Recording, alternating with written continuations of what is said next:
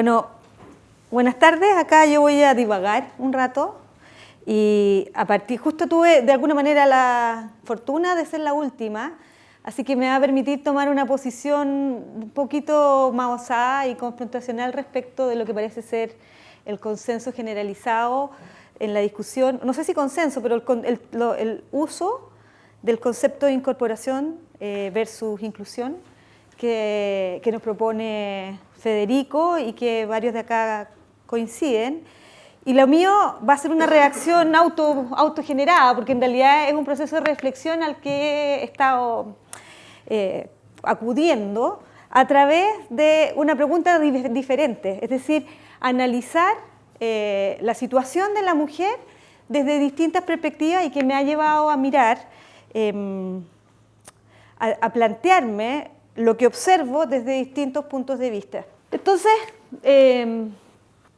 la esfera pública es el espacio donde ocurre la participación, ¿ya? Y para mí el concepto de esfera pública me sirve, porque desde la perspectiva de la discusión de género, buena parte de la literatura ha reconocido como los procesos emancipatorios de la mujer en el tránsito desde el espacio privado del hogar hacia la esfera pública, ¿ya? En el momento en que realiza ese tránsito a la esfera pública, yo voy a sostener, comienza la participación y la incorporación de la mujer en ese tránsito. Por lo tanto, lo primero que uno tiene que mirar es los distintos espacios en el cual se configura esta esfera pública. Lo único que yo voy a mirar dentro de lo que uno podría decir que es la esfera pública es un pedacito, ¿ya? Y es el pedazo del espacio económico, particularmente el mercado, como concepto o como subconjunto de la esfera pública. Por lo tanto, los actores que participan de este mercado son aquellos que tienen la capacidad de entrar y salir de esa interacción social, de esa forma de interacción social. Entonces, el tránsito, desde haber estado excluido de facto, por la razón que fuere, de participar, de esa dimensión de incorporación o de participación, entonces para mí va a ser lo que voy a estar considerando el tránsito hacia la incorporación, ¿ya? Y por necesidad, por el objeto que uno está analizando, por el espacio que uno está analizando, entonces va a haber una especie de similitud, pero voy a hacer las diferencias, entre el concepto de participación económica con el de incorporación económica. Y acá lo que yo voy a tratar de hacer a través de la praxis de estudios de caso es ver hasta qué punto el concepto de participación económica hay que reformularlo si uno quiere tener alguna idea o de concepción de incorporación económica, como un subconjunto de la incorporación social. Entonces, si uno ya acepta eso, que no por ningún motivo yo estoy sugiriendo que tienen que estar de acuerdo, pero si uno acepta que la participación económica es un subconjunto de la participación, de la incorporación social, entonces también uno tiene que ser capaz de identificar o de distinguir que van a haber distintos grados o volumen, si ustedes quieren, de participación o de incorporación, ¿ya? Y no es la misma grado de incorporación social que tiene un gañán que participa en el mercado como empleado, o sea, digamos como un trabajador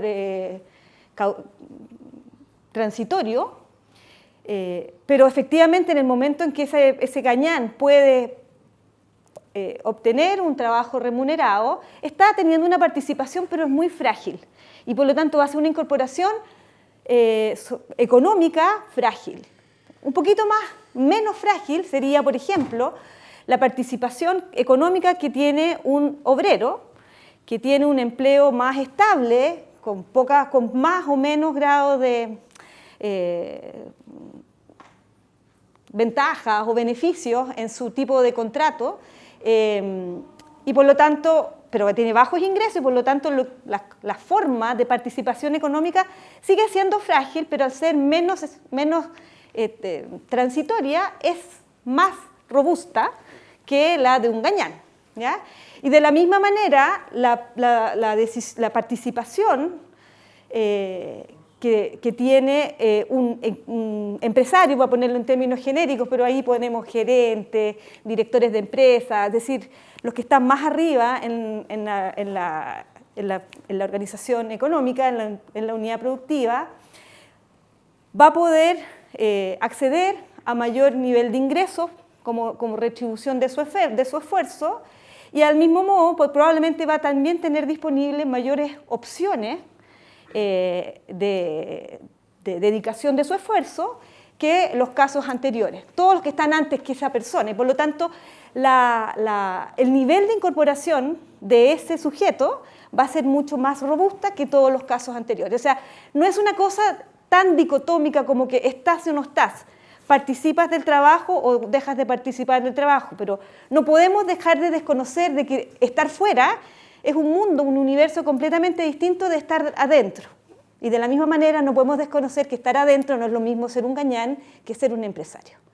Pero uno no puede desconocer como parte del proceso de incorporación social el tránsito de afuera adentro, ¿ya? ¿Y por qué no? ¿Por qué me molesta a mí en lo personal cuando se excluye ese tránsito? Porque básicamente, y eso es lo que yo voy a argumentar, como en muchas otras manifestaciones de la historia económica, invisibiliza la participación de la mujer y en la generación de su propio destino, ¿ya?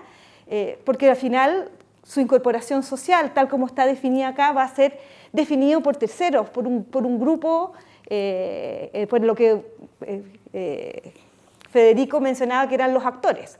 Yo aquí estoy bajando los actores como 4 pisos, y los actores van a ser aquellas personas que realizan el tránsito desde estar completamente excluido a avanzar a un nivel de participación que puede ser frágil a robusta, ¿ya?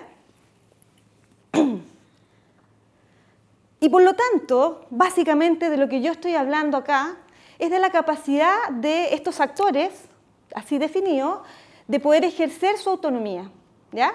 De cuál es el grado de opciones que goza de poder optar, digamos, en la esfera pública, una vez que accede a esa esfera. Y si uno quiere, de una manera más rimbombante, de poder diseñar o hacer planes de vida y tener alguna capacidad de llevarlos adelante. Por lo tanto, realmente el proceso de tránsito desde la exclusión a la incorporación social, que como lo veo yo, es una cosa dicotómica y continua, como parece una contradicción, pero entre dicotómica y continua, tiene mucho más que ver con la capacidad de ejercer distintos niveles de libertad que con cualquier otra cosa, ¿ya? Y por lo tanto, si yo voy a mirar en el fondo la incorporación social como una manera de representar la capacidad de ejercer la autonomía, en este caso la autonomía económica y más específico la participación económica, es necesario, que es lo que voy a hacer acá y que no lo he escrito, sino que es como una idea en progreso. No solamente una idea en progreso, es una reflexión a la cual estoy arribando a partir de la idea de diferenciar y de rescatar la agencia como elemento consustancial del concepto de incorporación social, ¿ya? Entonces lo que voy a hacer acá, y lo que a mí me interesa, y el objeto de estudio, con distintos estudios de caso y distintos métodos, es tratar de analizar la construcción de la autonomía económica de la mujer durante el periodo de la primera globalización. Eso, en definitiva, es el objeto de estudio, y lo que yo voy a presentar ahora es más bien una discusión sobre que, de alguna manera, elabora desde una perspectiva de justicia moral, un poco, pobrecita, pero es lo que hasta donde me da, digamos, para justificar de alguna manera o para fundamentar que la idea del ejercicio y la construcción de la autonomía económica es un buen descriptor de la participación económica y un indicador de incorporación social restringida al espacio de la esfera económica, ¿ya? En ese sentido. Entonces, ¿cuál es la diferencia importante? Que acá el sujeto de análisis es el individuo. No o sea, en ese sentido es muy, muy distante de los procesos sociológicos y aunque no desconoce para nada la existencia y el peso, como vamos a ver, de los procesos como más colectivos y las instituciones que están de adelante, lo que pretende acá es de rescatar la agencia de esas personas que efectúan ese tránsito, aun cuando haya podido haberse gestado por una decisión de un tercero de abrirle la puerta, o la decisión de un tercero de invitarla a venir, pero es el acto de transitar desde un espacio hacia el otro lo que realmente yo recojo no digo que es el único análisis, pero creo que es un análisis que uno no puede dejar de mirar. Para eso, como les digo, esta reflexión parte de algunos de los estudios que yo he realizado y en particular los casos, unos que están en pleno proceso de desarrollo, tienen que ver con discutir el concepto de participación económica con la visibilidad que tiene esa participación económica, ¿ya? Entonces, ahí cuando uno dice la visibilidad, ¿qué significa eso? ¿Cuándo estamos pudiendo ver una manifestación de participación económica? ¿Cuándo nosotros contamos que la participación existe? ¿Ya? Y eso, entonces, al final, esta pregunta lo que te lleva es a una discusión metodológica del análisis de los datos que uno tiene que ver, ¿ya?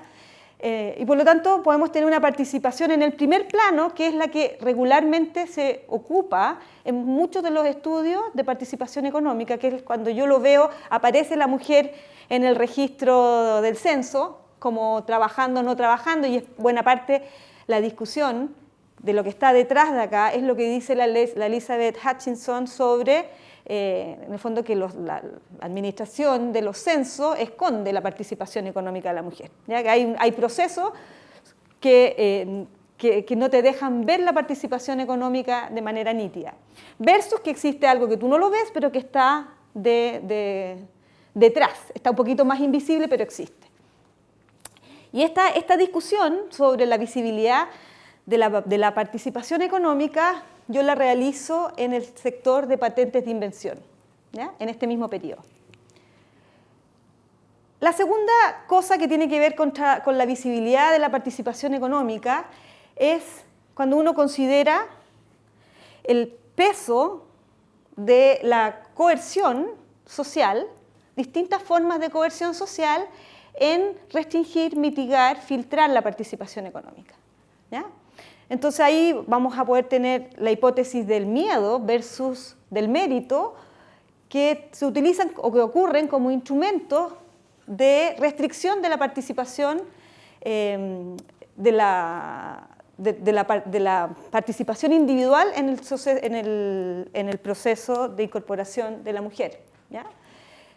Y entonces el estudio de casos que les voy a mostrar, que ese está más terminado, tiene que ver con la identidad de la mujer y la publicidad de la mujer en su ejercicio de agencia económica. En el caso de marcas de fábrica, mismo periodo, ¿ya?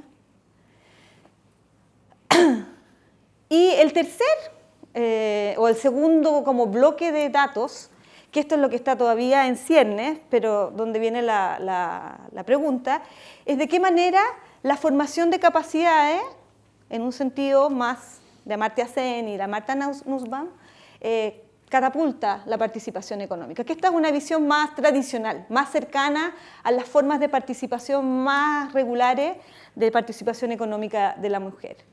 Entonces, en definitiva, de alguna manera hay ciertas hipótesis que están en disputa, ¿ya? La primera, la cosa puntual es, hay cambios institucionales, eso me dota de mayor agencia de los actores, agencia individual, y eso entonces faculta o visibiliza la participación individual, ¿ya? Esa es una hipótesis. Segunda cosa que podemos ver, que la participación individual es dicotómica, o sea, participas o no participas, pero puede, como les decía, puede tener más robustez o menos robustez y se puede visibilizar o no de acuerdo a la magnitud de la resistencia o de la coerción que pueda existir para el proceso de incorporación individual socialmente de la mujer.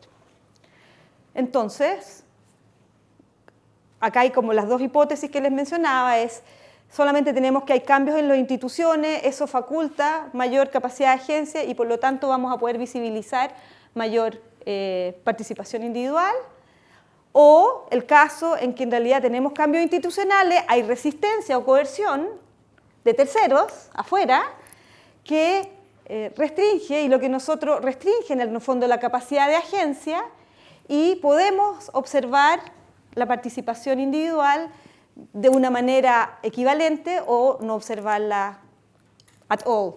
¿Ya? Si se restringe, ¿por qué aumentaría? ¿Acá? Sí, las dos últimas. No, acá, no, acá está diciendo que estoy cambiando, hay un cambio institucional. Sí, pero aumento de PIB, no. Ahí es agencia. Abajo a la derecha. Ahí. Ya.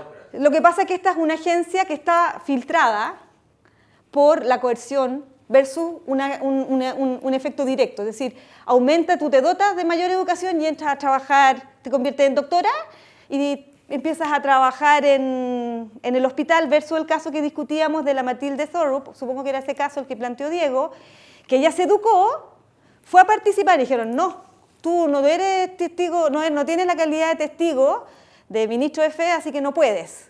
Entonces, ¿qué es lo que hizo ella? Acá vemos que hubo, en ese caso, por ejemplo, hubo coerción, hubo resistencia a su participación, y sin embargo ella postuló igual y fue, y después el resultado fue el que conocemos, pero ella participó. Entonces, a lo que voy es que para mí es ese lo relevante, es el hecho de que ella fue y participó. ¿Ya? No lo que hizo el gobierno, que creó las leyes, que lo restringió, no, puede ser, eso está allá, pero es rescatar la agencia de esas mujeres que hicieron lo que hicieron. A algunas les salió más fácil, a otras les salió más difícil. O sea, en simple, eso es lo que a mí me motiva. Lo que yo les voy a presentar es una discusión media conceptual, pero que recoge este sentimiento analítico, ¿ya? De recoger el proceso de participación a pesar de, y a veces que no lo observamos, la participación, porque le pegaron un machacazo en este proceso de coercitivo, que a veces puede estar disfrazado de mérito o falta de mérito, entonces no puedes entrar. ¿Te fijas? Ella le dijeron, tú tienes que ser, no puedes ser ministro, o sea, no puedes ser abogado porque no has estudiado leyes. Bueno, te dejo, Amunátegui dice, puedes entrar a la universidad, entra a la universidad, estudias leyes, me postulo al cargo y dice, sorry, cumple con el requisito, eres abogado, pero no puedes ser notario porque no cumples con el requisito de ser hombre. No, ninguna parte está escrito, pero es obvio que eso es lo que tú necesitas. Entonces, ¿y qué es lo que hace ella? Se resiste y va y postula y al final las cosas se resuelven. Pero el hecho de que no observemos mujeres en la administración pública, en el registro que ve Diego, o en la matrícula secundaria o primaria, es súper bueno tener ese dato y mirarlo, pero uno no puede quedarse ahí, a eso voy. Uno tiene que darle una vuelta de tuerca y entender la agencia del actor, en este caso súper granular, que son las personas, en la descripción del proceso de incorporación social. Entonces, ¿cuáles son las concepciones o las nociones de justicia y de justicia distributiva y de justicia de reconocimiento que creo yo que son pertinentes para el análisis de la incorporación social de la mujer, que al final termina anclando la idea de agencia? Entonces, como les decía, acá voy a repetir un poquitito, pero esto está como más esquematizado, lo que ya les dije en palabras. El foco, entonces, es la participación individual en espacios de interacción social, como una forma de medida de la capacidad efectiva de ejercer esa autonomía y esa agencia individual. Y por eso el monito de que la agencia individual, la autonomía y agencia individual es un símil del proceso de incorporación social. ¿Ya? Y por lo tanto, si yo aumento la capacidad de agencia, voy a aumentar la participación o el proceso de incorporación social. Esa es un poco la lógica que está detrás. Y por lo tanto, se requiere, si bien es cierto, van a haber otros factores que van a aumentar o condicionar la capacidad de ejercer agencia, al final es el ejercicio de esa agencia lo que va a describir el proceso de incorporación social. Y para eso, entonces, lo que ha hecho normalmente la literatura es recurrir, desde una perspectiva de justicia, de filosofía moral, es recurrir más frecuentemente a nociones de justicia distributiva para entender la participación económica y a veces de justicia correctiva, sacar las restricciones de las mujeres a la universidad, sacar las limitaciones para entrar al empleo público. Son medidas correctivas, justicia correctiva, pero yo creo que es fundamental, y en esto tomar una argumentación más feminista de conceptos de justicia, que es el tema de justicia de reconocimiento, para poder entender en su complejidad el proceso de incorporación social, si uno quiere reconocer el concepto de agencia del individuo como un descriptor del proceso de incorporación social. Entonces, mi interés no es quedarme acá, porque claramente yo soy la que tengo menos dedos para el piano para hacer un discurso de filosofía moral, pero sí entender cuáles son los fundamentos de filosofía moral que ayudan o que pueden ayudar a desarrollar metodologías simples y abordables que permitan evaluar y analizar cuantitativa y cualitativamente el proceso de incorporación social de la mujer, entendido desde la perspectiva de agencia. Y por lo tanto eso significa tratar de incluir elementos tangibles o intangibles o inmateriales que tienen que ver con la equidad o la falta de equidad en el tratamiento de la mujer, que de alguna manera den cuenta de esta noción de robustez que decía yo de la participación, con aspectos más tangibles y que están claramente más relacionados a focos más de justicia distributiva de la participación, a través de los indicadores de participación individual. Entonces, la idea acá es operacionalizar los conceptos con métodos para acercarse a esta idea. Entonces, el proceso de incorporación social es una función de la capacidad de ejercer autonomía y esto va a ser una función bien específica, no solo de lo que ya sabemos, que es de justicia distributiva, que participa, tiene una cobertura, la matrícula es el 50% o es un 30% de las mujeres, sino que también trata de meter el tema de justicia distributiva para entender la participación. Ese es un poco el marco analítico. Y si uno quiere, ¿cómo llego a este raciocinio? Y hago un pequeño, lo voy a hacer súper rápido para no, porque ya ha pasado mucho rato. Lo que hago acá es como hacer un recorrido con distintos enfoques de filosofía moral y ver qué es lo que me predeciría o cómo ese enfoque de filosofía moral sirve o deja de servir para hacer un análisis de incorporación social de la mujer. ¿Ya? El enfoque libertario es bastante pobre, ¿para qué vamos a demorarnos mucho en eso?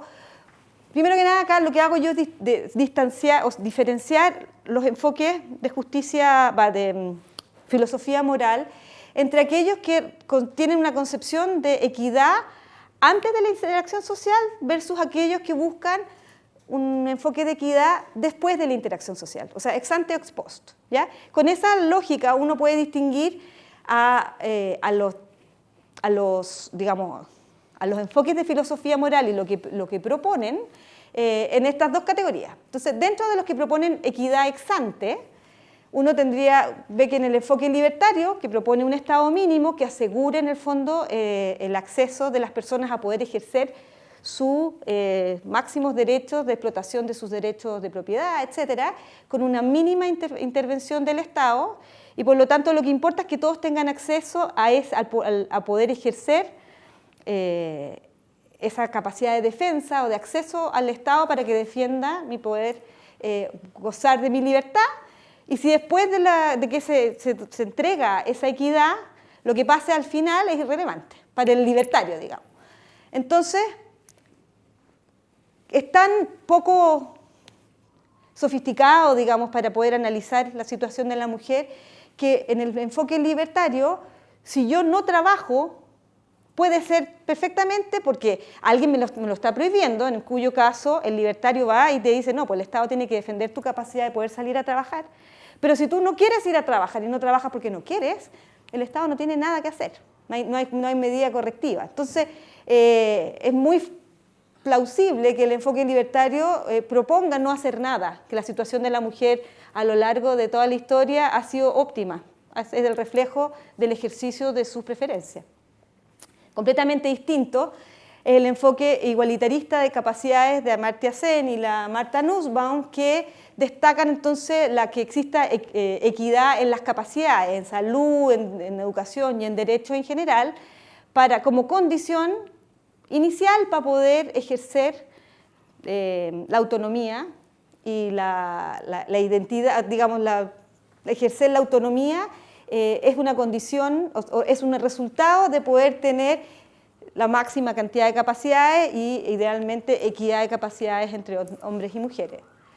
Entonces, acá releva la acción pública para asegurar en el fondo esa equidad desde terceros, el Estado, las instituciones, y entonces, si no hay equidad, se requiere un cambio institucional que dote de mayor equidad. Ese cambio institucional va a generar mayores capacidades, con las mayores capacidades va a generar mayor agencia y autonomía y por lo tanto mayor incorporación social. Esa sería una lógica de análisis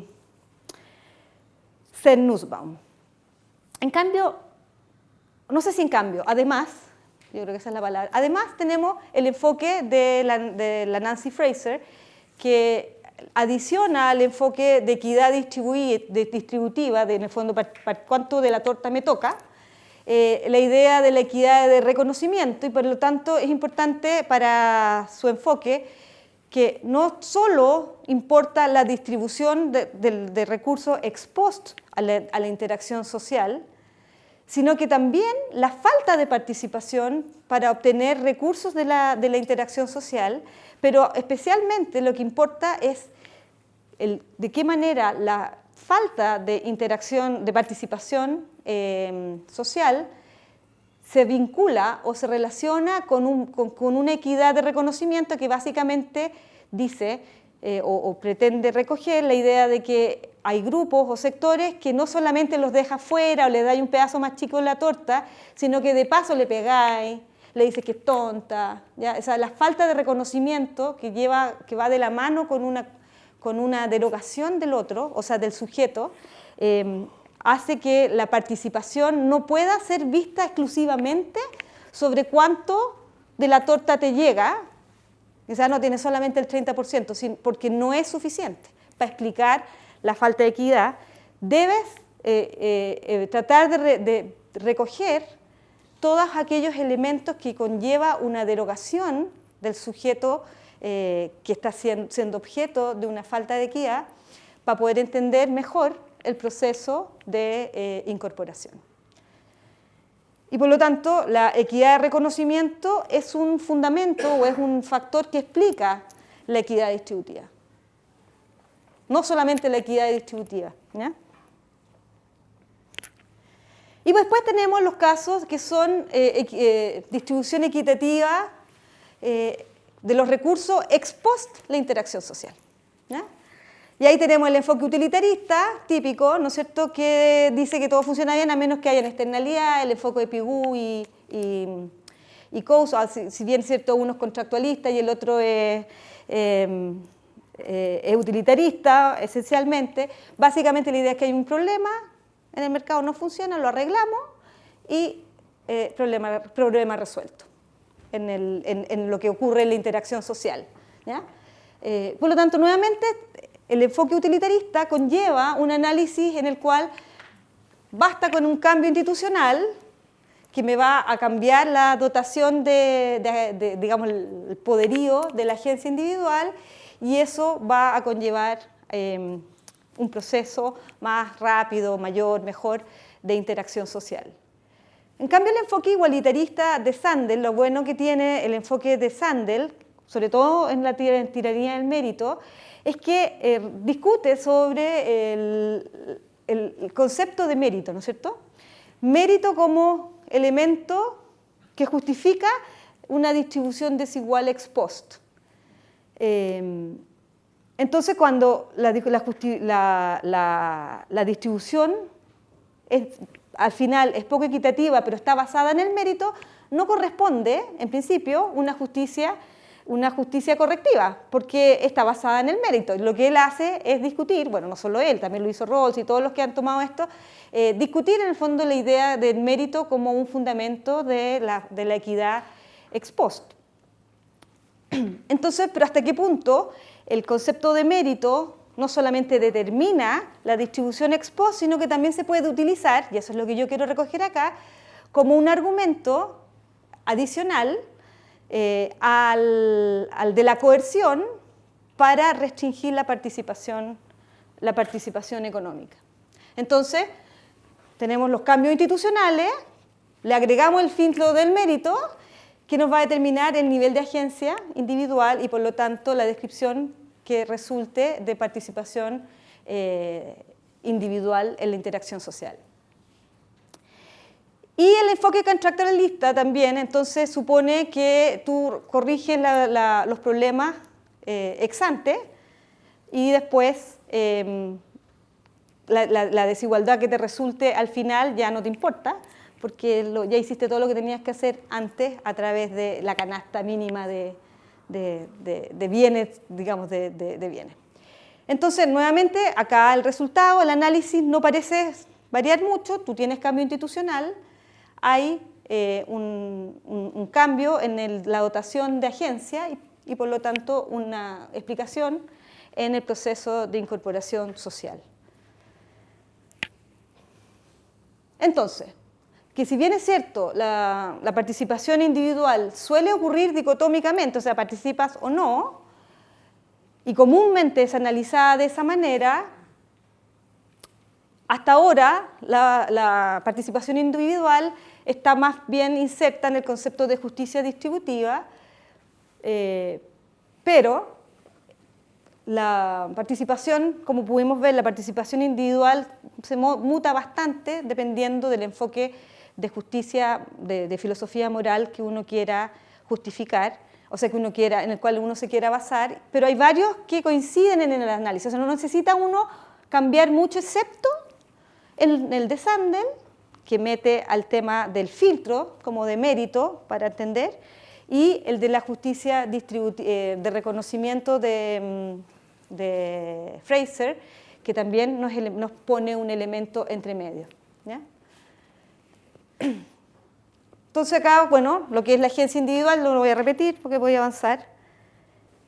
Entonces, ¿qué es lo que hago yo? Voy a analizar empíricamente en el ámbito de la actividad empresarial durante este periodo 77-1910, la participación empresarial o como una símil de participación económica como una medida de justicia distributiva, pero a su vez determinada por un elemento de justicia de reconocimiento en la desvalorización social de la mujer, ¿ya?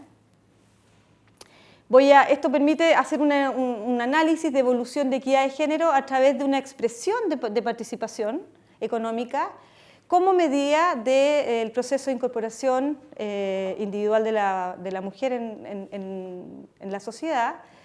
Y lo que hago en el primer ejemplo que vamos a ver es analizar no solamente la cantidad de marcas, que sería típico análisis de justicia distributiva, sino que la calidad del registro de marcas de mujeres, ¿ya? El segundo foco no lo pongo acá, lo tengo más acá. Voy a avanzar acá. Entonces, el primer método, el primer estudio de caso se basa sobre los datos del registro marcario, como les menciono. Y la idea acá es analizar la participación de la mujer que podría ocurrir básicamente mirando, este es el libro de donde provienen los datos, ¿ya? Es un libro que tiene 2 partes. Acá está el registro, el nombre del registro, cuándo se registró, el nombre de la persona que lo registró, la identidad, cuál es su profesión, dónde vive y para qué se usa la marca. Pero por otro lado está este otro lado de la página por atrás, que tiene las etiquetas de esas marcas. No en todos los casos, pero en muchos casos. ¿Ya? Entonces uno tiene acá una descripción de participación, que en la noción de justicia distributiva será es mujer o es hombre, 101, pero acá hay elementos gráficos que reflejan otra cosa, que tiene que ver con el producto, pero también tienen que ver, muchas veces tienen que ver con esta persona. ¿Dónde encontraste eso? En el INAPI. Entonces, lo que yo hago, la primera parte, esta de acá, de analizar, yo ya la miré, está publicado, los datos de participación sobre la base de este lado del libro. ¿Ya? Y la participación creció de casi nada a 5% en este periodo. Ese es como lo que nos muestran estos datos en términos de participación, de 0 a 5. Hay otros indicadores de participación de ese tipo que nos muestran que subió la participación de las mujeres en empresas de 14 a 22 en el mismo periodo. ¿Ya? Pero en estos datos nos muestra de 0 a 5 o 6. Pero si yo miro el otro lado, ¿qué es lo que ve uno? Uno ve registros de mujeres como estos. Hay de hombres, por supuesto, pero está el registro que tienen, no son muchos, son poquitos, son como 144, ¿ya? Que son de esta naturaleza, unos que son como estos son de cigarro, este es de un hotel, este es de cigarrillo, este es de un copete, así como de un alcohol, no sé, y este también es como de un bitter. Y también tenemos esta gracia que tienen todos estos que están acá, que están registradas por mujeres. Pero además, en este caso, si se fijan, aparece que el titular de la marca está aquí, el nombre de la persona. Carmela Rivera, viuda de no sé quién. ¿Ya? Acá no. Y acá tenemos este otro que dice Quinaque Olcola, Emilio Isele. O sea, en este se identifica la persona de un hombre, en este se identifica la persona de una mujer, acá se identifica la persona viuda de no puedo pronunciar el apellido, Urtubiaga, y acá no dice nada. Y acá dice el Hotel Colón, que es el de Valparaíso. Creo que todavía existe este edificio. ¿Ya? Entonces, estos son los registros tipo. En algunos, la mujer que registró aparece en la etiqueta y en otros no aparece, y no aparece nadie, y en otros aparece, en este caso, el viudo, digamos, el marido de la persona que está registrando, que ya no existe, está muerto, hace 20 años. ¿Ya?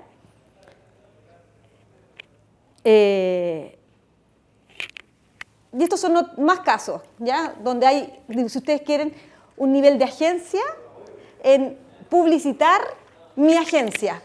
Hay agencia porque participo, pero estoy además publicitando mi agencia. Acá tengo un nivel de publicidad de mi agencia bien incógnito, porque dice MRS Curfy. ¿Qué es eso?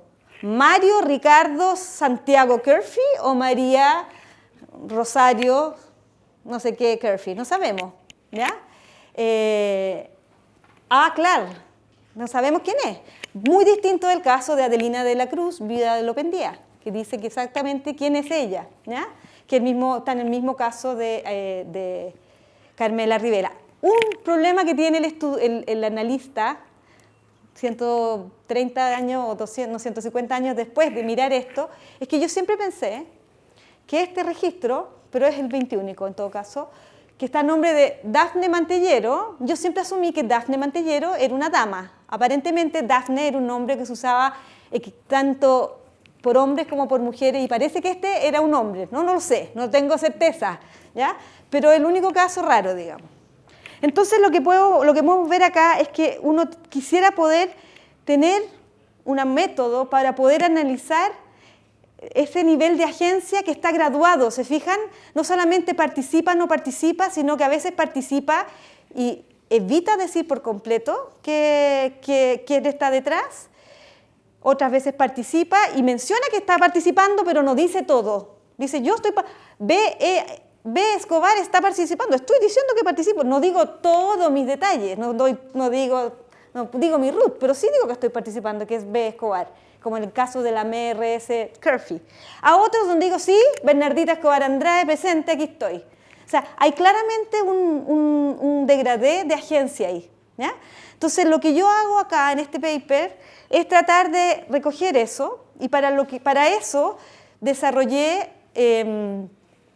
y este otro caso entretenido, de donde está la señora Repeto y su hijo, Luis Repeto. O sea, ella publica esto antes y después después. Este creo que está el nombre de ella también, no me acuerdo. La cosa es que lo que hice fue tomar esta foto, levantar este sentimiento de estómago de que hay algo ahí que hay que agarrar, que hay que identificar, que hay que valorar y que hay que... instrumentalizar, digamos. No puedo quedar en el discurso, on the one hand, on the other hand. Hay que tratar de ver qué es lo que pasó en este periodo, que igual es breve, porque como les digo, 1877 a 1910, y casi todos los registros están concentrados en los últimos 15, 20 años. ¿Ya? Entonces lo que hice fue codificar las fotos. Las fotos fueron codificadas a través de los números de colores, número de signo, todos los elementos visuales que tuviera, y además si el nombre estaba identificado, y además si el nombre identificado correspondía al titular, y además si el nombre identificado permitía identificar el género del titular. O sea, esos tres niveles, ¿se fijan? Está, no está, está identificado pero no necesariamente el género, y está identificado y además el género a través del nombre. Esos tres niveles de cosas yo las identifiqué. Déjenme pasar por la hora, porque ya estamos pasados. Y básicamente, ya discorrí todas las regresiones del mundo y utilicé distintas variables de identificación del nombre. Y esto es lo que me di acá, fue un PROVIT, donde la variable dependiente es 1 o 0, es dicotómica, ¿ya? Pero no siempre es está o no estás. Entonces, en unos casos está la identidad y el género, o no, ¿ya? Y por otro lado, todas las características de cada registro o de cada registrante, es decir, sector, número de colores, complejidad, etc. Entonces, lo que nos muestran en estos para efectos de género, todo lo otro es interesante, pero no es para el propósito de acá, es que tenemos una tendencia... ¿Cuál es la diferencia entre el 2 y el 3, el mismo modelo? No es el mismo modelo. ¿Tenés menos variables? 2 y 3. 2 y 3. No me acuerdo cuál es la diferencia. No me acuerdo. Ahora tendría... No me acuerdo cuál es, pero hay una diferencia. Pero en este caso es simplemente, si está la identificación, en este otro, déjenme ponerme los anteojos que no veo. Si está la identificación por género, y lo que nos muestran los datos es que a lo largo del tiempo, o sea, primero que nada, las mujeres identifican su nombre y su género menos que las mujeres, menos que los hombres, en términos absolutos. O sea, hay una brecha importante que te está dando cuenta de que las mujeres no están tan cómodas por una parte de participar, porque solamente son el 5%, sino que no están tan cómodas de decir que están participando, de decirle al mundo que están participando. Pero lo interesante es que en el tiempo esta propensión se empieza a reducir. Es decir, si bien es cierto, hay un grado de coerción social a la participación económica de la mujer, que es una brecha importante, ese nivel de coerción se empieza a reducir en este periodo chico, ¿ya? Entonces, ¿Qué es lo que uno puede decir? Mira, a lo mejor no cambiaron las leyes, a lo mejor hubo ciertas cosas que pasó, pero pasaron cosas en esos 20 años, dentro de las cuales también está que ellas participaron, que la expresión de su participación se hizo cada vez más publicitada. No solamente creció en el tiempo, sino que también fueron capaces de mostrar que lo estaban haciendo, ¿ya? Siempre con una brecha mucho más significativa respecto de los hombres. O sea, lo hacen menos, pero esa brecha se empezó a reducir en el tiempo, ¿ya? Este es un estudio de caso. El otro lo voy a pasar súper rápido, que es un paper que acabo de terminar y que va a ir debiera salir ahora luego a meterse en... Este otro, el primero, está ahí en barbecho, está casi escrito, pero no lo he mandado. Pero este otro ya está listo, el que les voy a decir ahora, que analiza el caso de las mujeres en el sector de patentes.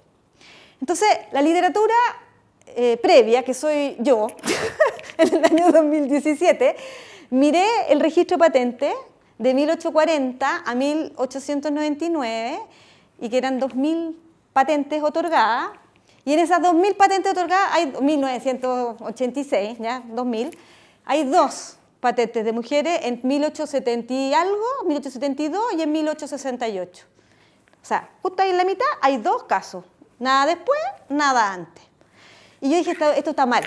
O sea, si yo me quedo con este dato, que es la metodología que usa toda la literatura de patente, para estudiar patente, miran, los que obtuvieron la patente, dije, esto, o sea, para estudiar patente está bien, pero si yo quiero entender el proceso de incorporación social de la mujer, está mal, no sirve. Entonces lo que hice fue levantar la información ya no de los registros, sino que de los solicitantes de patente. Y por lo tanto, lo que tuve que hacer para llegar a ese dato es reconstruir todos los datos de solicitudes de patente de cero, desde 1877 hasta 1910. Lo que me ha tomado una buena cantidad de años, pero ya está listo, ¿ya? Y al hacer ese proceso, y además revisar el Archivo Nacional con los datos, ya no solamente de lo que es publicado en el Diario Oficial, que es con lo que construí los datos de solicitud, sino que además con los datos que están en la administración pública pude ver de cada solicitud, para los cuales están los datos disponibles, todo el proceso intermedio entre que llegó la carta de solicitud y que se rechazó o se mandó al archivo. Y por lo tanto, eso permitió encontrar no solamente el efecto dicotómico de estas 2 mujeres que aparecieron, de hecho, antes del periodo que yo estoy mirando, o sea, completamente ausentes de la muestra que yo veo, sino que además, no solamente esas posibles mujeres, sino que otras mujeres que puedan estar participando, pero que no las vemos, ¿ya? Que están ejerciendo su deseo de participar, pero que no las alcanzamos a ver, porque no llegaron a la etapa del registro, por la razón que sea, no sabemos cuál es, pero no llegaron. Tenemos que quedarnos en que no hubo agencia, si es que no hubo nadie que llegó en ese periodo afuera. La convención, digamos, sería así, pues no, si no están, no están. Bueno, a mí no me dejó tranquila y por lo tanto fui a mirar las que efectivamente estaban. Y lo que encontré, para el caso de este periodo, es que en realidad habían 17 mujeres, habían otros nombres que parecían de mujeres, pero al final eran hombres, ya después sacando todos los que eran hombres, hubo 17 mujeres que algunas actuaron una vez, pero otras actuaron hasta 6 veces en el periodo. Y lo más curioso o lo más interesante es que no solamente participaron pidiendo patentes, que son la mayoría de los casos, sino que también participaron oponiéndose a patentes de otros, ¿ya? Y a veces no pidieron patentes necesariamente, sino que actuaron como representantes de alguien más. Y a veces fueron algo más parecido a lo que los 2 casos que probablemente se observaban en el año 1868 y 1872, es que eran titulares, o sea, eran herederos, eran dueñas de la patente, por la razón que fuere, ¿ya? Pero lo más bonito, desde la perspectiva de abrir nuevas sendas de investigación, fue este caso de una examinadora, la primera examinadora mujer de patentes de Chile. O sea, ella obviamente si no pide patente no la íbamos a ver, pero es la primera persona, mujer, que actúa y que es llamada a actuar o sea, que es permitida entrar al club de los campeones y es permitida actuar como examinadora. ¿Quién es esa mujer? La Ernestina Pérez, la doctora Ernestina Pérez, la segunda mujer en obtener el grado de doctor en Chile. Estaba la Eloísa Díaz y la Ernestina Pérez. Entonces, este decreto Amunátegui, que le permitió a estas dos mujeres, las dos primeras mujeres en entrar a estudiar a la universidad, una de ellas, ellas entraron en el 78, en el año, no me acuerdo qué año, pero está en el otro cuadro, en 1902, 1904, por ahí, se convierte en la primera examinadora detectada de mujeres. Entonces, en otra forma de ver de que en realidad mirar la agencia o la participación exclusivamente desde la perspectiva dicotómica de está o no está, como lo han mirado siempre, no es suficiente. Acá yo igual estoy viendo está o no está, ¿se fijan? Pero está o no está ¿dónde? ¿Haciendo qué? O sea, es granular un poco más la información para entender participación. Y acá lo segundo, entonces, volvamos al concepto de agencia. Pero ¿por qué estas personas que participaron, que transitaron de estar en la oscuridad del hogar, digamos, pasando los regios, si ustedes quieren, pero fuera de la esfera pública y transitan a la esfera pública, ¿constituye o no constituye su agencia? Y la verdad es que si uno mira solamente por la descripción de la forma de actuar, es difícil no encontrar que haya agencia. ¿Se fijan? Estas gallas fueron y pidieron patente. De estas, solo 2 la obtuvieron. Los otros 14 casos, para la casa. Pero otras fueron lo suficientemente valientes para decir, no, la patente que usted le quiera a ese gallo, no se la dé, porque esa es pura mugre. ¿Ya? Eso, hay una que dice, la patente que está haciendo ese gallo no solamente no se la tiene que dar, sino que me la tiene que dar a mí porque el gallo me robó los datos, o me robó el invento. No se la dieron ni a ninguno de los dos, digamos, pero ella fue y alegó eso, ¿ya? Después, oye, yo soy la que represento a Juanito. También hay mucha agencia, y además hay agencia comercial, digamos, porque no lo están haciendo gratis. Y el otro nivel de agencia es que se le contrata ya, si ustedes quieren, como experto, para evaluar la invención de un tercero. Entonces, y ahora sí con esto termino nada más que enunciando el tercer estudio de caso. Yo creo que no hay tiempo, pero no sé por qué. Sí. Va 1 hora y... Ya. Así que, Sí. Bueno. sin el tercer caso. Este es lo que está todavía en desarrollo, así que no lo vamos a ver. Pero básicamente, en la discusión que yo trato de hacer primero es rescatar o desanclar el concepto de incorporación social en los términos que los discutimos acá. No estoy diciendo que está mal o que está bien, sino que el uso de la palabra incorporación social en ese sentido planteado no me parece que sea necesariamente el único que le quede el anillo al dedo.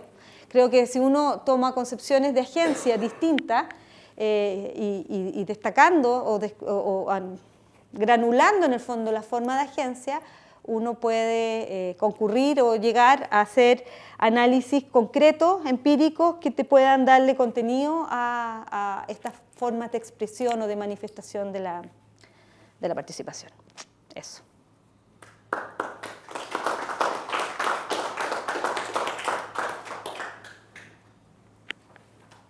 Tenemos 15 minutos a lo máximo. Federico, bueno. ¿Habíamos pensado hacer palabras de cierre antes de las preguntas, o sea, o después? No, después yo creo. Después. Pero hagamos preguntas 2 y listo. ¿Ah? No, pues. Ya. ¿Pregunta entonces? Bueno, un trabajo gigantesco, fascinante, increíble, es decir, impresionante. Bueno, la propuesta teórica también es muy interesante. Yo voy a tomar una dimensión que creo que es donde está el diálogo, sin mayores dificultades, que es el hecho de que la incorporación puede ser vista en diferentes niveles y escalas, ¿no? Puede ser vista macro, meso, micro, y justamente cuanto más micro es, más agencia del sujeto es lo que uno va a observar. Entonces ahí hay un diálogo posible. Ayer mencioné un libro que hizo eso a nivel etnografía, hizo una etnografía y tomó eso, es decir, tomó a nivel micro en los barrios populares de la periferia de Buenos Aires la agencia de sujetos específicos en su lucha por la reincorporación. Así, con lo que les salió. No quiere decir que la lograron, ¿no? Algunos los va categorizando y va narrando cualitativamente lo que van haciendo por intentar, algunos recrear nostálgicamente el ser un obrero manual de industria, donde no hay industria, otro resignificándose como un piquetero y un luchador social, otra una mujer que se empoderó gracias a que justamente el hombre dejó de ser el pater proveedor y entonces logró un rol social diferente, otro que dice se acabó todo, no tiene más sentido nada, no sé. Y eso es muy interesante y es otro tipo de análisis, obviamente, pero hace eso y puede dialogar justamente con lo que estás acá proponiendo. Me parece que es posible, es decir, decir, obviamente cuando uno más macro hace, esas las preguntas que había en las otras, ¿dónde está el sujeto? Y acá es el diálogo con el proceso. Así que ahí yo veo un diálogo interesante. Es decir, yo creo que, digamos, ahí me parece que ahí es donde, digamos, me parece que puedo ofrecer, digamos, esta posible visión de diálogo que tienen ustedes como trabajo, digamos, grandes desafíos que son muy interdisciplinarios, ¿no? Y bueno, y ese es el gran desafío, que tienen que estar buscando siempre un diálogo, tejer un puente, e ir flexibilizando para que se produzca. Entonces ahí está, es más que evidente y están haciendo todos el esfuerzo y eso es maravilloso, que digamos, hay una gran contribución. Después sobre lo empírico no puedo decir nada, digamos, más que digamos, increíble, es como una cosa impresionante, así que bueno, felicitaciones ahí.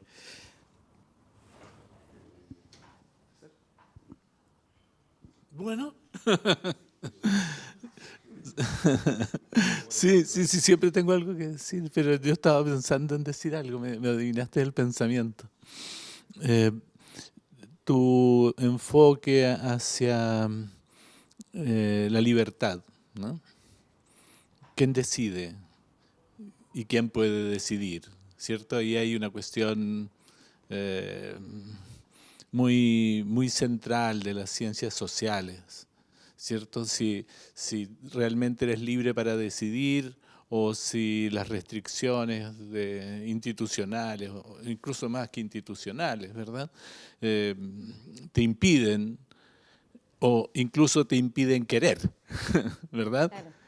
Por ahí es por donde tú vas, ¿cierto? Y eso lo encuentro requete importante.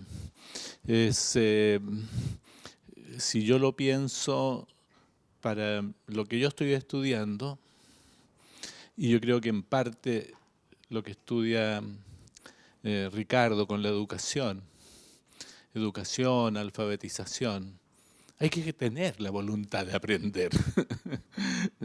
No es una cuestión así de que la educación es obligatoria y tú vas y aprendes. Tú puedes ir puedes venir a la universidad y no aprender nada. Y ahí es donde actúa esa idea de que al final el enfoque hacia la independencia de las decisiones va más allá de lo que tú estás mostrando a partir de casos muy específicos, ¿verdad? Muy micro. Creo que se puede aplicar también a lo macro, porque al final, si se trata de aprender a leer y a escribir, no es suficiente con que te obliguen a ir a la escuela. Hay que aprender, hay que hacer el esfuerzo, claro.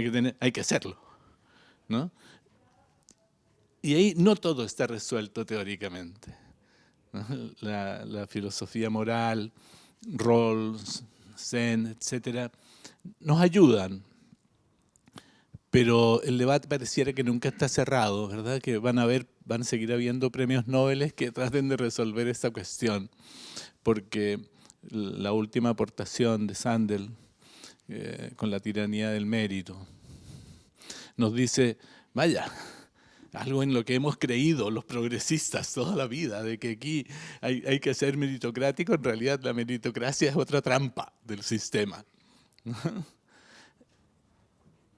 ¿Cómo diluimos la trampa para que la gente se empodere de su libertad y pueda construir una sociedad de personas libres.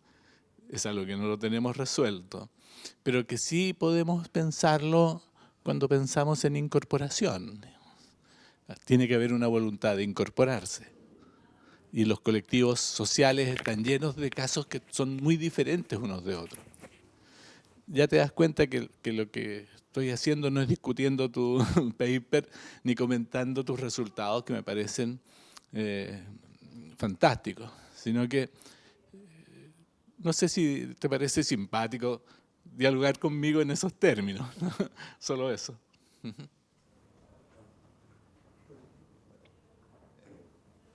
Gracias. No he hablado en todo el día, así que...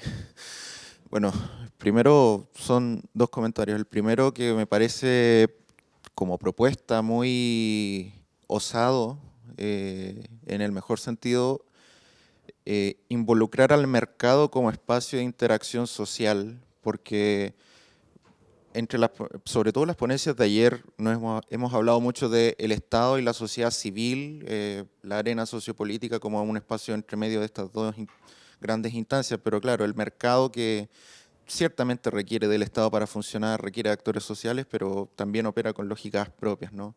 Y claro, hablar de la incorporación a ese espacio a mí me voló la cabeza, así como darme cuenta de eso. Y en segundo, sobre todo volviendo al marco teórico extenso que propusiste, me quedó mucho más clara tu intervención de ayer, cuando tú preguntaste de, oye, ¿por qué fijarnos en un partido pequeño que solo logró una diputada, y esto cómo afecta la realidad de las mujeres, así como en el plano más empírico? Ciertamente uno se preocupa cuando estudia la política a grandes rasgos, las politics, el reconocimiento del actor colectivo, sobre todo desde la mirada del Estado, pero también, claro, ahora se entiende con esta idea del mercado que este actor social también está involucrado desde antes en otras dinámicas, pero claro, puede que el Estado sea el más ingrato al momento de reconocerlo, ¿no? Un poco esto también se vincula con la ponencia de Diego, o sea, las mujeres, claro, no votan, pero trabajan en el Estado. Es como ¿por qué están estas dos esferas tan separadas, no? Esos son los dos comentarios que tenía.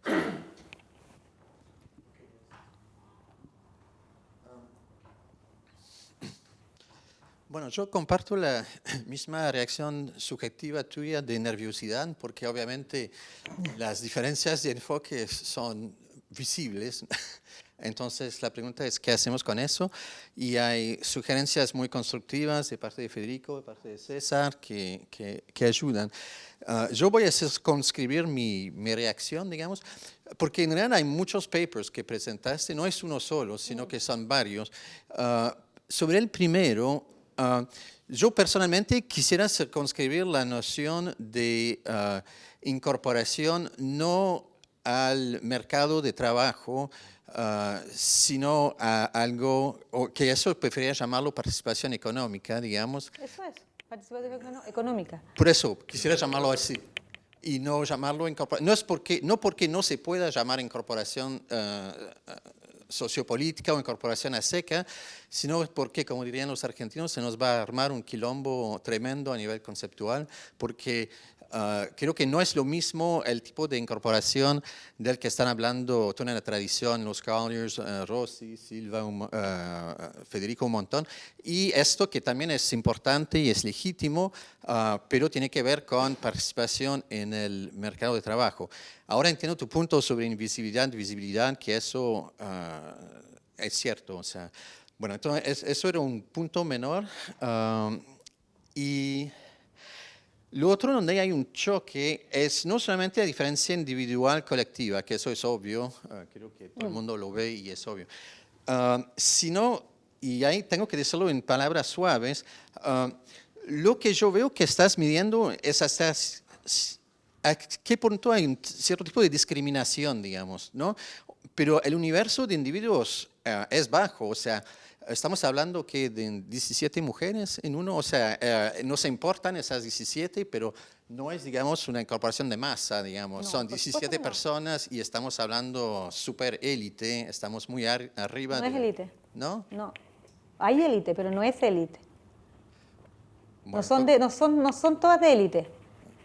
Pero sí, varias son, pero no son todas de élite.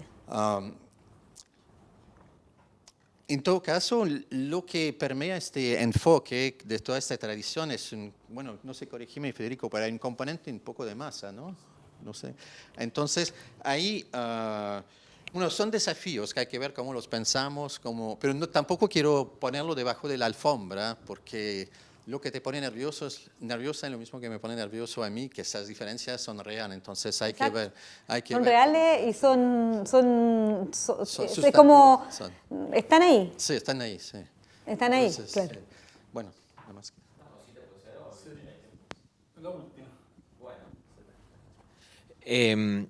Comparto las palabras de lo grande de la propuesta, en el sentido que hay muchas propuestas o focos distintos a lo largo de tu presentación, muchos muy interesantes. Recordar nombres del grado, como digamos del pregrado, como Sandel, como Rawls, fue también muy bueno. Y creo que es un debate que siempre está bueno reponer, el de qué noción de justicia es el que se pone en juego, una justicia distributiva, una justicia de reconocimiento, y cuál es el lugar del sujeto, o pensar más bien, digamos, la redistribución de valores y de reconocimientos. Hay una palabra que ahora se me fue, pero bueno, quizás en la conversación la podemos retomar. De las deferencias, ahí está, ¿no? De cómo se van modificando a lo largo del tiempo en términos históricos el esquema de deferencias sociales y de estatutos sociales, y cómo precisamente solo quedarse con la JD nos deja como medio, nos falta un elemento y que se incorpora con la JR, aprovechando tu uso de mayúsculas y de Sí, porque iniciales. se ocupa toda la línea con... Eso me parece muy interesante, entonces, incorporar ese debate para pensar la incorporación. Con respecto a la cuestión metodológica, me hace acordar, quizás un poco repitiendo lo que ya dijeron antes, el uso de la microhistoria, ¿no? El método microhistórico para ver detalles y cómo a partir de ese detalle, como un prisma, analizar procesos sociales más amplios. Me parece muy interesante. Me surgía la pregunta por la clase, es decir, ¿de dónde venían estas mujeres? ¿Qué hacían estas mujeres? ¿Hay forma de saber un poco más de ellas? Sí, no, sí, eso sí, pero no, no me muy quise rico, meter ahí. Riquísimo, no, digo, muy rico, para generar una curiosidad. Y respecto a la diversidad de enfoques en torno a la categoría o el concepto, la noción de incorporación, creo que estaría bueno avanzar en una dinámica de discusión en torno a problemas. Digamos, me parece que la incorporación abre problemas de investigación muy amplios y que hoy se encargaron varios, muy diversos, y creo que es retener el hecho de que hay múltiples problemas de investigación mantiene abierta la discusión por la incorporación. Me parece que es una buena idea, dejarlo abierto, no cerrarlo, Exacto. seguir abriéndolo. Esa fue mi intención en todo caso, ¿eh? De dejar abierto el concepto. Ya, para cerrar y... Sí, súper breve. ¿Puedes hacerlo? ¿Tienes micrófono? Ay, de veras, se me olvidó. Bueno, por eso dije, iba a meterme un poco en la pata de los caballos, porque no tendría por qué hacerlo. No es necesario que para hacer la investigación que yo haga tenga que recurrir explícitamente al concepto de incorporación social. Pero de la misma manera que en la historia económica la participación económica de las mujeres ha sido pasada por alto hasta ahora, ha sido reconocida de manera muy marginal, muy pobre, de cosas que estaban, o sea, hemos durado más de 100 años en reconocer cosas que han existido y que estaban ahí porque no cabían dentro de la categoría de alguien. De la misma manera creo que tampoco están para mí, en la posición de académica, mujer, que estoy aquí por mi historia, no me resulta cómodo negar el hecho de poder usar el término cómodamente de incorporación social de una manera distinta. ¿Te fijas? Sin tratar de negar el uso más macro, sociológico, pero como dice, creo que fuiste tú recién, fuiste tú, de que esto genera un diálogo, abre el uso, adelante, pero eso funciona para los dos lados, ¿te fijas? Lo abre, yo tengo que estar dispuesta a abrirlo, pero ustedes también, digamos, o todos los que usan el término tienen que destacar un poquitito la bandera de que esta es la única manera de hablar de incorporación social. Ese es un poco mi propósito aquí hoy día, ¿ya? De moverle la bandera bien movida. No tendría para qué hacerlo, no necesito hacerlo, pero sí quiero hacerlo. ¿Te fijas? Porque creo que el término de incorporación social puede ser visto, como decías tú, micro, macro, pero también dentro de lo micro uno... O lo que es, lo que decía Ian, esfera, interacción social, también está el mercado. A lo mejor tú no lo habías visto, no sabías, pero ahí también ocurre interacción social, especialmente cuando antes ese espacio para ti estaba completamente prohibido, vedado. ¿Cómo no vamos a mirar eso? ¿Cómo no lo vamos a considerar parte de la incorporación? Obviamente que no lo es todo, pero no solo porque no llegas a lograr cambiar los procesos de discriminación a los que han sido objeto las mujeres, aquellas que van y lo pelean y tratan de hacer cambio, no va a ser parte del proceso. Eso es un poco la reacción, si ustedes quieren, más de estómago, de la agenda en la cual yo traté de meter esto. Eso nomás. Pero 1.000.000 de gracias por los comentarios. Sabía que esto podía pasar, era un poco la idea, pero les agradezco los comentarios. Pero creo que esto como cuando uno dice, oye, llámame, oye, tú también llámame, es para los dos lados. El teléfono conversa en los dos lados. Eso.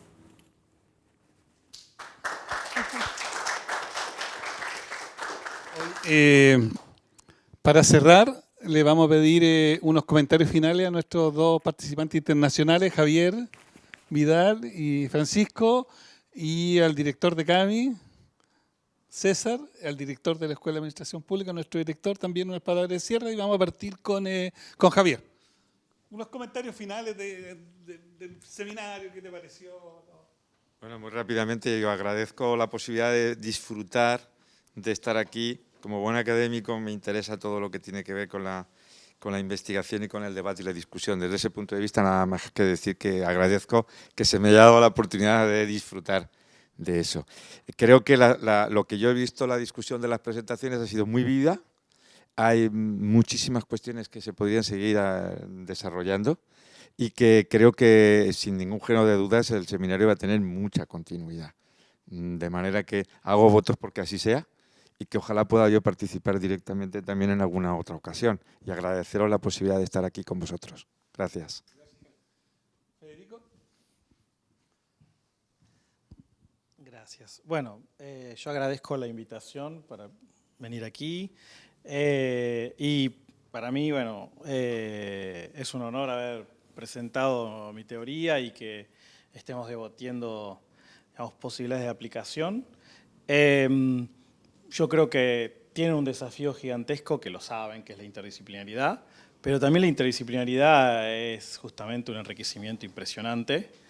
Tienen tiempo y espacio resueltos, más o menos. Es decir, Chile y el siglo XX, final del siglo XIX, bueno, hay algo resuelto ahí. Es decir, y creo que, digamos, presionando un poco más en estos términos, es decir, creo que tienen que intentar tipologizar y no estirar conceptos, ¿no? Si el concepto aplica, aplica, y si no aplica, no aplica, pero no quiere decir que todo sea el mismo fenómeno. Pero eso no es un problema, ¿no? Es decir, hay procesos que son de incorporación, hay procesos que son de inclusión, procesos que son por ahí de reconocimiento, otros de empoderamiento, otros son otra cosa, y ver cuáles son de qué, cuáles son una etapa de uno o son otro proceso. Y ahí uno puede por ahí encontrar el diálogo y ir metiendo en casilleros los diferentes trabajos con el encorsetamiento que eso necesariamente tiene y sus limitaciones, pero en pos de un diálogo, porque al tener un trabajo interdisciplinario, pensé que ahí tienen lo más atractivo, porque todos hablamos siempre de que hay casi interdisciplinaridad y nadie se atreve a hacerla, porque acá está la dificultad, pero eso es muy valorable, es un gran desafío y yo creo que lo van a lograr. Así que en ese sentido, para mí es un placer haberlos escuchado y espero que haya servido mi contribución. Gracias, Ángel. César.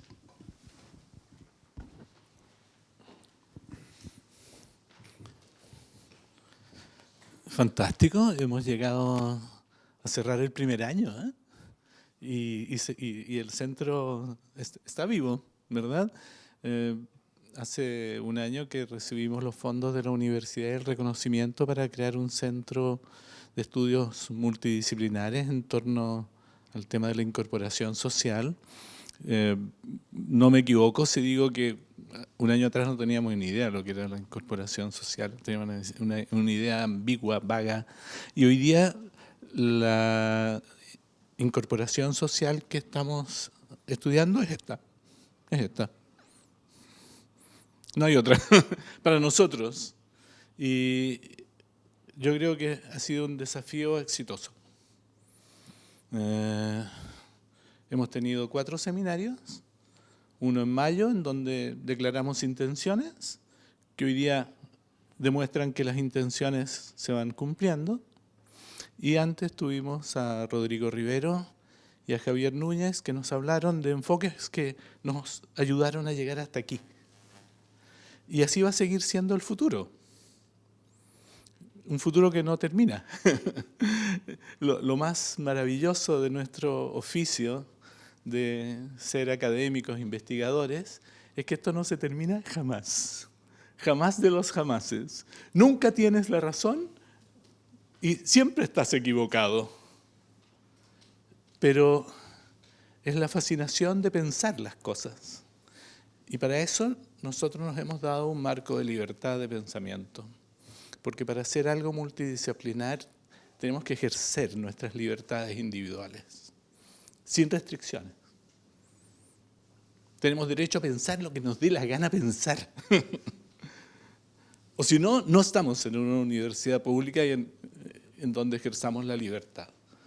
Entonces, en ese sentido, lo único que puedo decir es agradecer a todos los investigadores del centro, agradecer a las autoridades universitarias que nos ayudan siempre, ¿eh?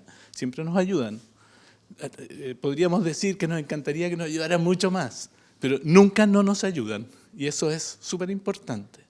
Y a las personas que no son del centro o que no trabajan vinculados con el centro, como los ayudantes que están aquí, que son nuestros invitados, agradecerles que usen su talento, su imaginación, su inteligencia para decirnos cómo podemos hacer un poco mejor nuestro trabajo. ¿Qué más podemos pedirles? Solo darles las gracias infinitamente.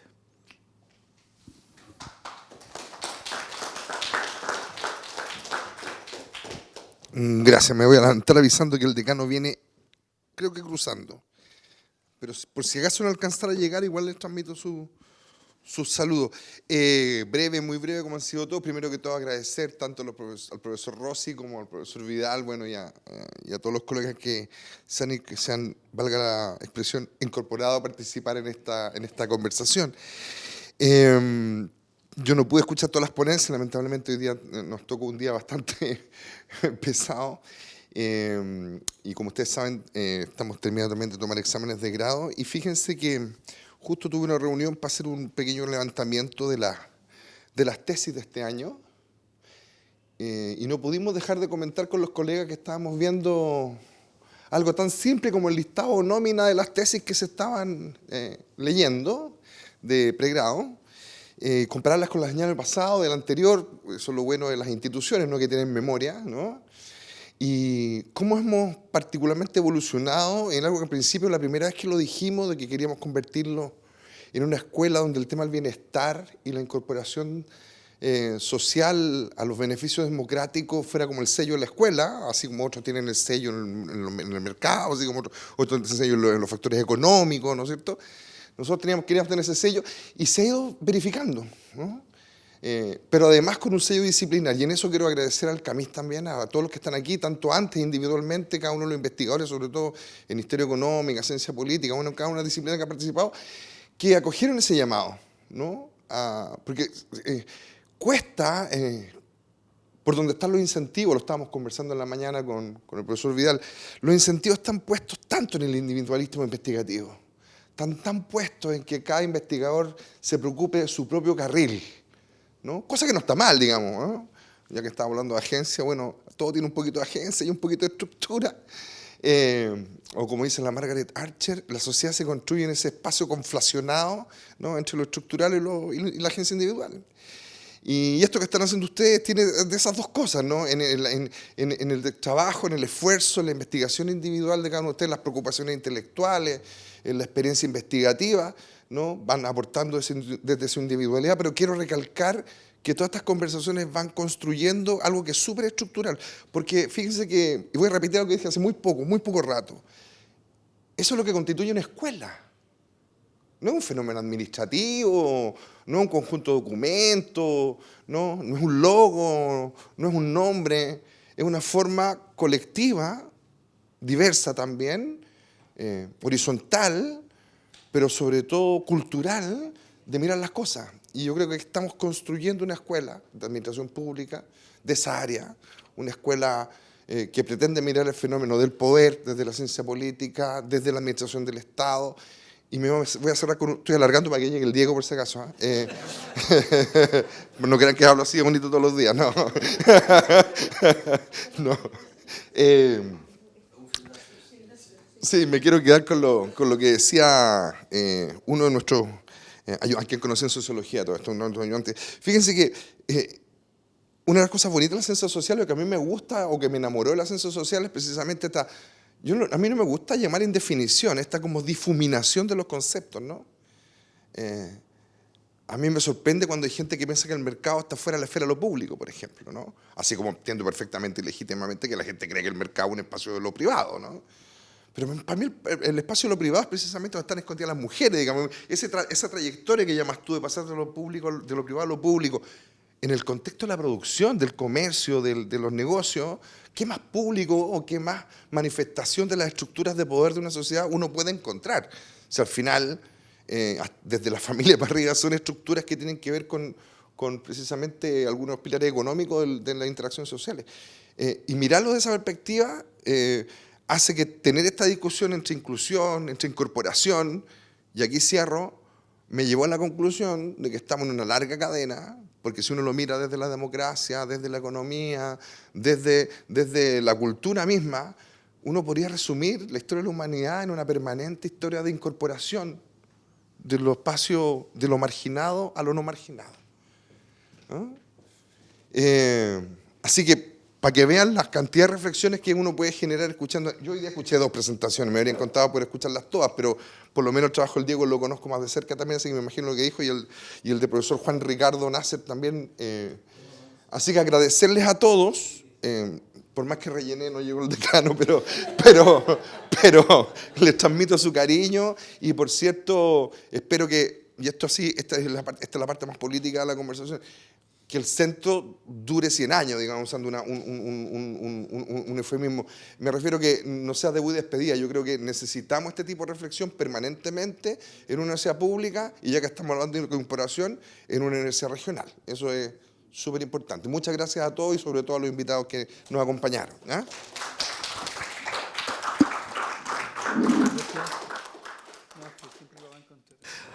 Bueno, llegué justo al cierre, no tenía que venir a dar mi saludo, ¿cierto?, al centro que en este momento está liderando César y que es parte, si bien es un centro de la universidad, la mayor parte de los investigadores son de la facultad, por lo que es una de las misiones que me fueron encomendadas cuando asumí el decanato, ¿cierto?, mejorar el tema de la investigación, y justo se da también con la visita de los profesores de la Universidad de Alicante, con este convenio doctoral que tenemos 4 profesores doctorándose en Alicante. Así que estas sinergias, de repente, nada es casualidad, sino que son causalidades de cosas, porque son trabajos que hemos ido haciendo en paralelo para ir mejorando sobre todo el tema de investigación de la facultad. Y por eso agradezco a los investigadores de este centro y sobre todo a los investigadores de nuestra facultad